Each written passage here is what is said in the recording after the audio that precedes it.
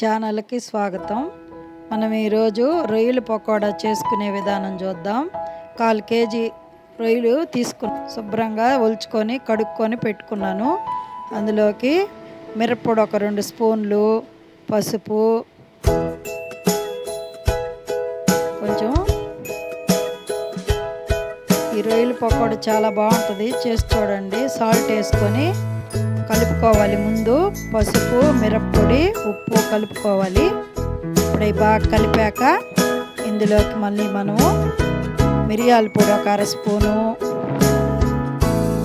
గరం మసాలా ఒక 1/2 స్పూను, ధనియాల పొడి 1 స్పూను,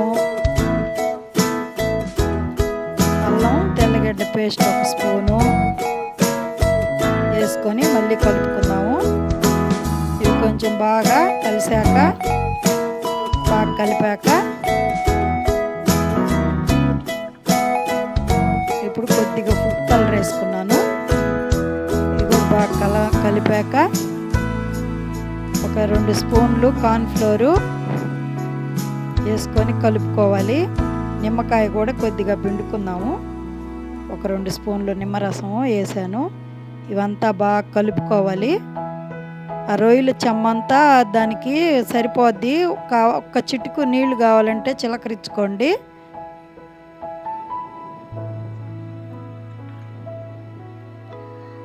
బాగా కలుపుకొని ఆయిల్ పెట్టుకొని అందులో వేసేసుకోవడమేను. ఎంతో రుచిగా ఉండే రొయ్యల పకోడా చాలా బాగుంటుంది.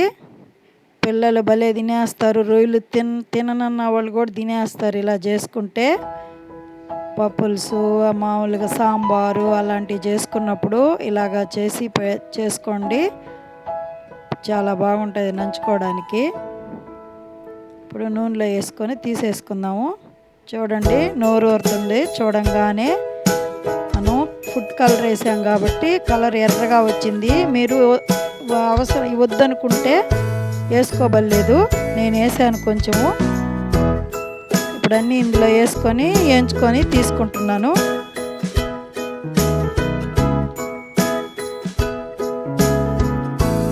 చాలా రుచిగా ఉండే రొయ్యల పకోడా ఇది. తప్పకుండా చేసుకొని చూడండి. ఎక్కువ ఆయిల్ కూడా వేసుకొని అవసరం లేదు. మళ్ళీ ఆయిల్ మనం వేరే ఎందుకు వేసుకునే దానికి కూడా బాగుండదు. కొంచెం ఆయిల్లోని నిదానంగా అయినా చేసుకోండి. ఆయిల్ మళ్ళీ వేస్ట్గా పారిపోయకుండా. నేను కొంచెం ఆయిల్లోనే 2 సార్లుగా వేసాను దీన్ని.